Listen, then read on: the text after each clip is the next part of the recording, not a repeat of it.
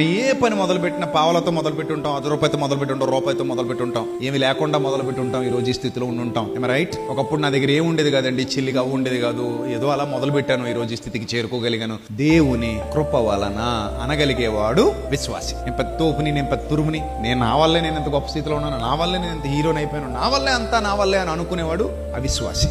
విశ్వాస ఎప్పుడు అలాంటి మాటలు మాట్లాడు, నా వల్ల, నా గొప్పతనం, నేనే చేయగలిగాను, నేను కాబట్టి చేయగలిగాను, ఎప్పుడు అండు విశ్వాస అండు. విశ్వాస ఎప్పుడు ఒకటే మాట అంటాడు, ఇదిగో ఇలాగే అంటాడు, ప్రభువా ఏమీ లేకుండా కట్టు బట్టలతో బయలుదేరి నేను ఈ రోజు స్థితిలో ఉన్నాను. నేను భోజనం కూడా లేకుండా ఉండేవాడిని, ఈ రోజు 10 మందికి భోజనం పెట్టగలుగుతున్నాను. ఒకప్పుడు నా కుటుంబం పరిస్థితి బాగుండేది కాదు, ఈ రోజు నా కుటుంబం పరిస్థితి చాలా బాగుంది. ఒకప్పుడు మేము ఉండే ఇల్లు బాగుండేది కదా, ఇప్పుడు చాలా మంచి ఇంట్లో నివాసం ఉంటున్నాను. ఒకప్పుడు నాకు ఆరోగ్యం బాగుండేది కదా, ఈరోజు చాలా మంచి ఆరోగ్యాన్ని కలిగి ఉన్నాను. ఒకప్పుడు నాకు ఏ అర్హత ఉండేది కదా, ఈరోజు చాలా అర్హతలు నేను కలిగి ఉన్నాను. ఇవన్నీ నీ కృప వల్లే తండ్రి, నీ దయ వల్లే ప్రభా. నేను ఈ రోజు ఏ స్థితినైతే కలిగి ఉన్నానో ఆ స్థితి ఎవరి వల్ల? నీ వల్లనే తండ్రి. నీవు లేకపోతే నాకు ఈ స్థితి లేదు, నీవు లేకపోతే నాకు ఈ పరిస్థితి లేదు, నీవు లేకపోతే నాకు ఈ బ్రతుకు లేదు అనుకునేవాడు విశ్వాసి. నో డౌట్ ఎట్ ఆల్ అందులో.